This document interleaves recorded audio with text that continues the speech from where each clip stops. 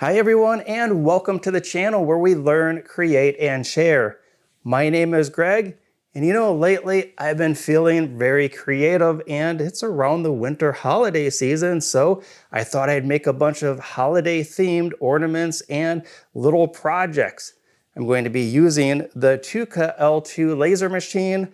Mine has a 20-watt laser module, and I've also fitted it with the TOOCAA smart camera. All the projects that I'll be making today are going to be on this laser platform. Let's check out some of the materials that I dug up for today's project. Here's just some of the materials that I dug up. I'm not real sure that we're going to be using all of these materials, but this is the stack of material that I'll be picking from. And I even have some foam sheets. These are laser safe EVA foam. With that covered, we're going to jump straight away into the computer and start creating a bunch of fun projects. So sit back, relax, and enjoy the show.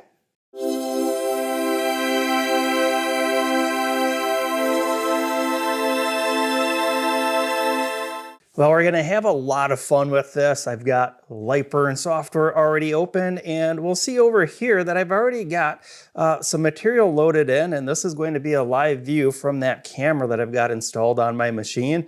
And the material that I'm using is just some Dollar Tree material. I think it's like 3mm bass plywood. Not the most high quality, but this video is all about having some fun and creating projects, so that'll be perfect to get started with.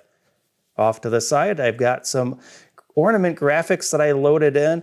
I sourced these from my Adobe subscription that I use for all my photo and graphic editing. I also use Adobe products for the video editing that you're watching right now, and all these great graphics are included with that. If you're looking for a source of high quality free graphic images, my go-to place is pixabay.com for all of my personal graphics that I use. So right now I'm going to grab this first one and move it over to the work area, and let's update this overlay and see where the work material is actually positioned. And let's get this positioned up in a spot. And I'll put this over on a different layer. This is all I need to do. I've already set the focus on the laser. I'll turn the air assist on and turn the exhaust system on, and let's get cracking on this first project.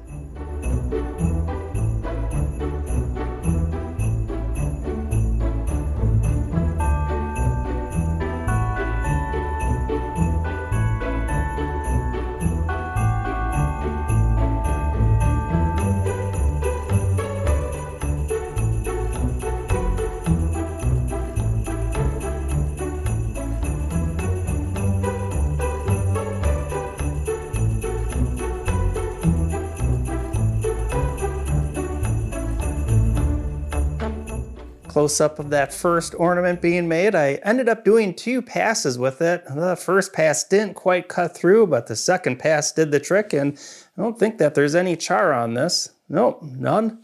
So I'm going to set this off to the side, and we'll get started on the next project.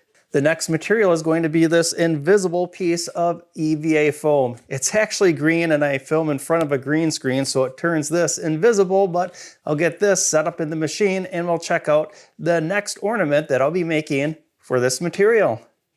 On the live camera view, we can see I've got that EVA foam loaded into the machine. I'll click the Update Overlay button. I'm going to take that first graphic that we used and put that off to the side, and grab the next one and get that positioned just where I would like it.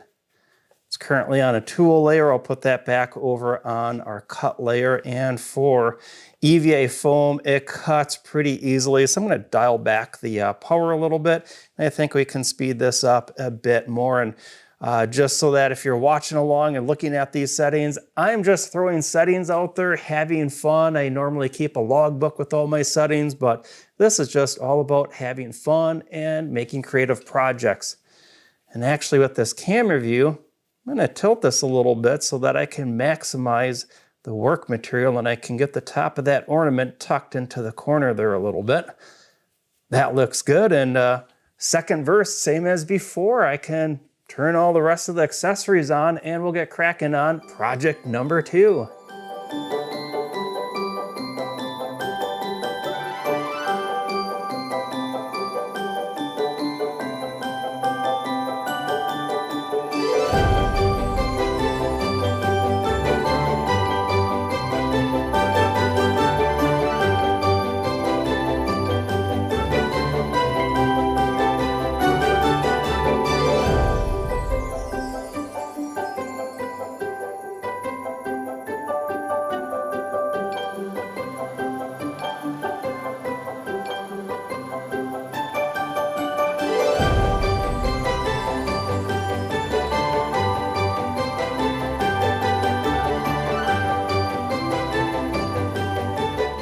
EVA foam cuts so easily on a laser diode machine. Check out all that detail, and there's absolutely zero char on that foam.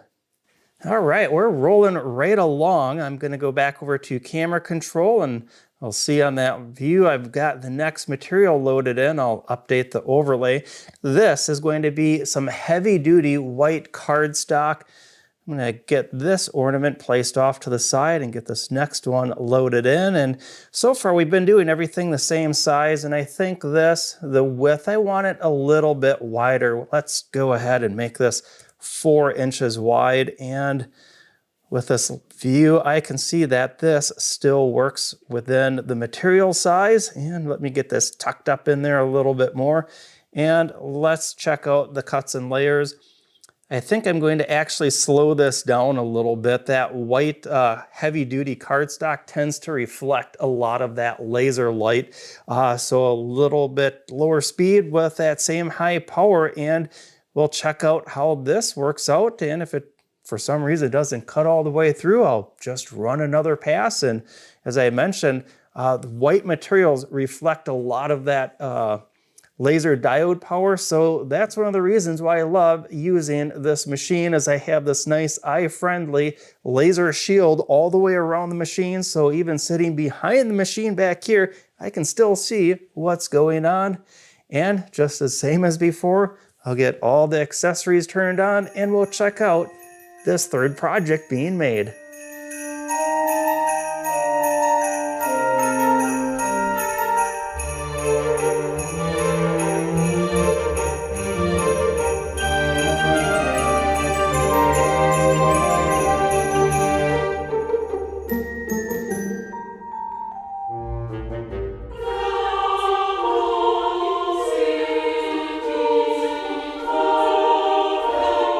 Before I take this next project out, I know there's going to be many of you asking, how accurate is the camera system? How accurate is the cutout matching the graphic within the software? So let's check that out right now. I've updated the camera view, and let's zoom in and check that out. It's basically right on. It's off just a tiny little bit. That is well less than a millimeter up at the top. Looks pretty good to me. Let's check out what this looks like. This third project turned out great, although I definitely could have greatly reduced the power or increased the speed. I kind of underestimated the power of the laser module. There it is in the background. But all in all, this turned out perfect. We check out the back, and that looks great as well. We've made 3 ornaments, and now it's time to move on to Santa's sleigh. The material that I'll be using for that is going to be some high quality 1/4 inch plywood. We'll check out in Lightburn the graphic that I'll be using for this 4th project. Here's Santa's sleigh. This got imported as a regular image file, and I want to do this as an engraving and a cutout. For this, I'm going to go over to Tools, and I want to trace the image, and that looks good. I'll click OK, and I had it selected to delete the original image. I don't need that anymore. I'll zoom in a little bit, and this looks good. And this, I think I'll do as a line engraving, but I also want to do a cutout outline, and I'll use the Offset Shapes tool. And I think this has all the detail that I want. There's some little cutouts here and there, and I think that looks good. And I'll click OK. And next, I'm going to update the overlay. I've got the material in the machine, already set the focus. And this is what's great about using a camera system, is I don't have to guess on framing out my projects. I can see the material and place my graphic on top of that material, and with a very high accuracy, know exactly where my graphic is placed on that material. I'll zoom in a little bit, and I'm going to get this cut outline. I'm going to put that on a different layer. And let's go over to Cuts and Layers, and this line engraving, we're going to speed this up to about 50 millimeters per second and reduce the power down to, I don't know, 65%. That's the fun of this, is just kind of discovering and experimenting with the machine. That green cut layer though, I do want to slow this down. I do have some settings from the last time I used this material, and 10 millimeters per second at 100% power at 2 passes should do it.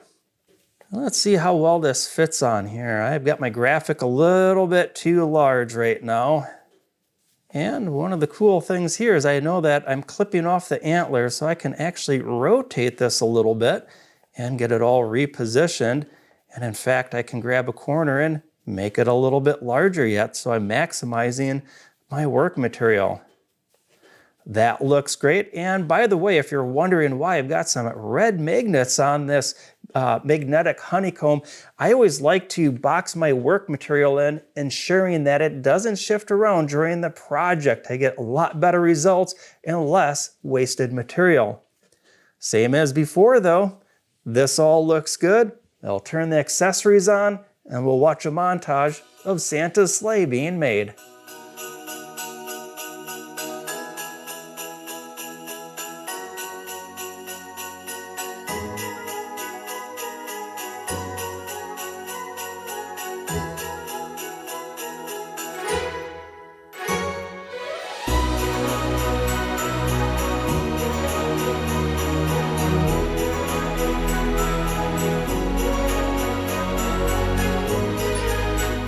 Santa's sleigh turned out great. I did have to add a third pass for this cutout, and there is going to be a little bit of char and a little bit of smoke residue on the surface from that line engraving. So while I do the next project, I will be using a little bit of LA's Totally Awesome that's going to melt away any of that char and smoke residue. So far I've made some ornaments and Santa's sleigh. For this last project, I'm going to be making some trees. I've already loaded in the material. It is going to be 1/8 inch high quality plywood. And let's check out in Lightburn what these trees look like and some of the base settings I'll be using. Off to the left side, here's a number of different trees. I zoom in a little bit and we'll see we're going to be doing that same red line engraving as we did on the last project. And this green layer is going to be the cutout. We'll check out the work material. This has had a lot of projects made out of it, and I think this one might be the last, but it's finally good to use this piece of material that I've been sitting around, but it has all this good usable area in it yet, and I think today's the lucky day that we get to use the rest of that up, so I can easily resize some of these trees and just get them repositioned and maximize all this work material that I have left. Now this looks good. I'm happy with that. Let's go over to cuts and layers and take a look at the settings I'm using. For the line engraving, speed of 55 or just 50 millimeters per second, power level at 65%. And for the cut, I'm going to do 12 millimeters per second, 95% power, and I'm going to be doing 2 passes. I find if I can add multiple passes, I tend to get a little bit less char rather than trying to cut through everything all at once. I'm happy with this. Once again, I'll turn all the accessories on and we'll watch a little video montage of 4 trees being made on the laser machine.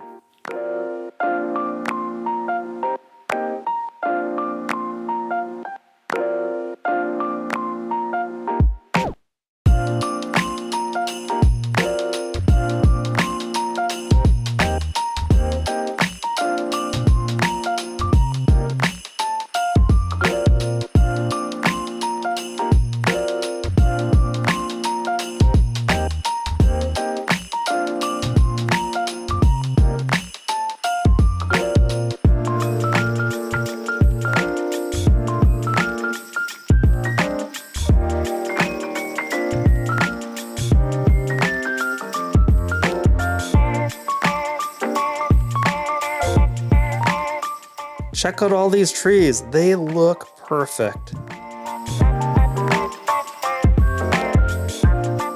Check these out. All these projects certainly look very festive.